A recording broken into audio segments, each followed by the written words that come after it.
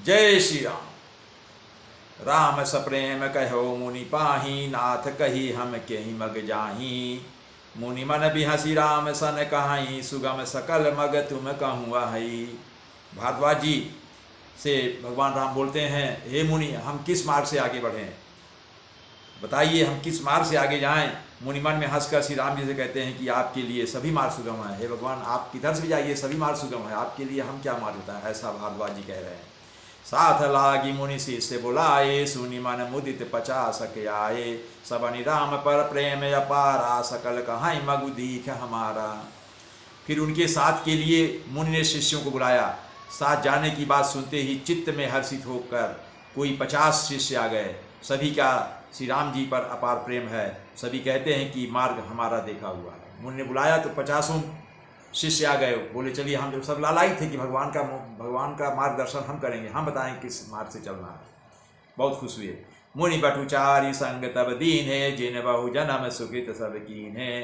करि प्रणाम ऋषि आय सुपाई, प्रमुदित हृदय चले रघुराई।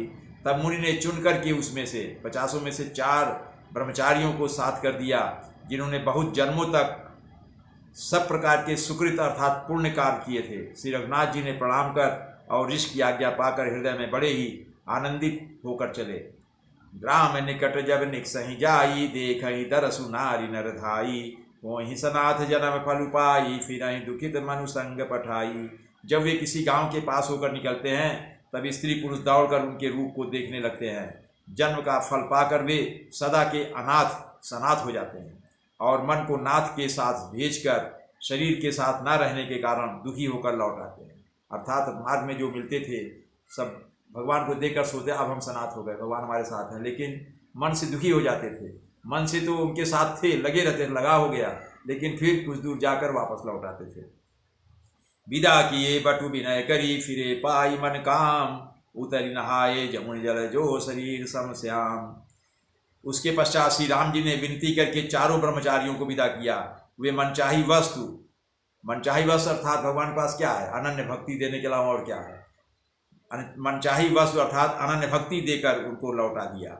यमुना जी के पार उतर कर सब ने यमुना जी के जल में स्नान किया, जो श्री राम जी के शरीर के समान ही श्याम रंग का था। सुनत तीरबासी नर नारी, धाये निज निज काज विसारी। लखन राम सिय सुंदरताई, देखी करहि निज भाग्य बढ़ाई।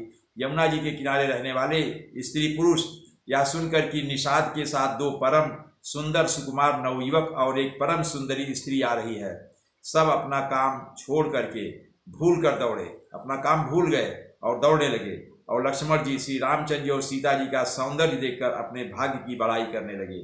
अति लालसा बसहि मन माही, नाउ गाँव बूझत सक चाही।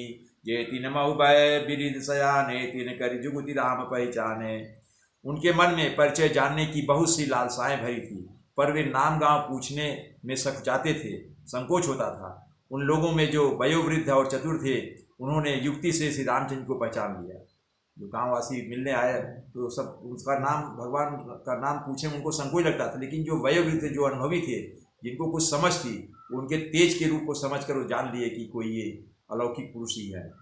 सकल कथा तिन सबहि सुनाई, बनन चले पितु आय सुपाई। सुनि सभी साध सकल पछिताही, रानी राय कीन भल नाही। उन्होंने सब कथा सब लोगों को सुनाई कि पिता की आज्ञा पाकर ये वन को चले हैं। यह सुनकर सब लोग दुखी होकर पछता रहे हैं कि रानी और राजा ने अच्छा नहीं किया जो इनको वन भेज दिया। तेहि अवसर के तापस सुहावा, तेज पुंज लघु भय सुहावा। कवि अलखित लगति देशु विरागी, मन करण वचन राम अनुरागी। उसी अवसर पर वहाँ एक तपस्वी आ गया, एक वट के रूप में एक तपस्वी छोटा बालक के रूप में आ गया, जो कि छोटी अवस्था का था और सुंदर था, लेकिन उसके शरीर से तेज निकलते थे। तो यहाँ ऐसा कहा जाता है कि वो तेजपुंज का बालक या तो हनुमान जी थे या स्वयं तुलसीदास ही, ध्यानस्थ तुलसीदास थे, क्योंकि उन्होंने रामकथा लिखते लिखते एकदम अपने को इतने मतलब भाव विभोर हो गए कि ऐसा लगा उन्हें कि तुलसीदास जी भगवान राम के दर्शन कर रहे हैं। सजल नयन तन पुलक निज इष्ट देव पहचानी, परे दंड जिमि धरण तले दशा न जाय बखानी। अपने इष्ट देव को पहचान कर उसके नेत्रों में जल भर आया उस तपस्वी के, और शरीर पुलकित हो गया। वह दंड की भांति पृथ्वी पर गिरा और उसकी प्रेम विह्वल दशा का वर्णन नहीं किया सकता। बहुत खुश हो गया भगवान से मिलकर। राम सप्रेम पुलक्यूर लावा, परम रंग जनु पारसु पावा, मनहु प्रेम परमारथ दो, मिलत धरे तन कह सब को। श्री राम जी ने प्रेम पूर्वक पुलकित होकर उसको अपने हृदय से लगा लिया। उसे इतना आनंद हुआ मानो कोई महादरिद्री मनुष्य पारस पा गया, पारस मणि पा गया, पारस पत्थर पा गया हो। सब कोई देखने वाले कहने लगे कि मानो प्रेम और परमार्थ दोनों शरीर धारण के मिल रहे हैं, अर्थात भगवान परमार्थ हैं और बालक प्रेम है। प्रेम और परमार्थ का मिलन हो रहा है। बहुरी लखन पायन सोई लागा, लीने उठाई उमगी अनुरागा, पुनिसिय चरण धूरी धरि सीसा, जननी जानी शिशु दीनी असीसा। फिर वह लक्ष्मण जी के चरणों पर गिर गया। उन्होंने प्रेम और उमंग से उसको उठा लिया।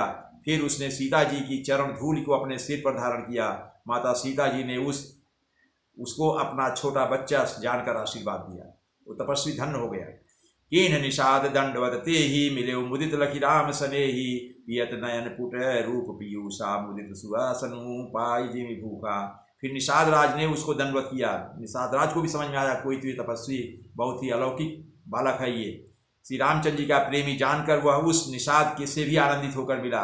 वह तपस्वी अपने नेत्र रूपी दोनों से श्री राम जी के सौंदर्य सुधा का पान करने लगा और ऐसा आनंदित हुआ जैसे कोई भूखा आदमी सुंदर भोजन पाकर आनंदित होता है। भगवान को देख करके वह तपस्वी बालक बहुत ही आनंदित हो गया, प्रेम विह्वल हो गया।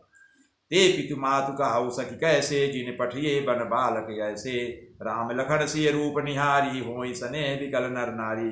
गांव की स्त्रियां आपस में विचार कर रही हैं और कह रही हैं, हे सखी कहो तो वे माता पिता कैसे हैं जिन्होंने ऐसे सुंदर सुकुमार भगवान राम और लक्ष्मण को, सीता जी को वन में भेज दिया है। श्री राम लक्ष्मण जी और सीता जी के रूप को देखकर सब स्त्री पुरुष स्नेह से व्याकुल हो जाते हैं।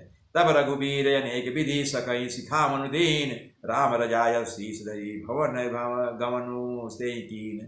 तब श्री रामचंद्र जी ने सखा गुह को अनेकों तरह से समझाकर घर लौट जाने के लिए कहा। श्री रामचंद्र की आज्ञा को सिर चढ़ाकर उसने अपने घर को गमन किया। जय श्री राम।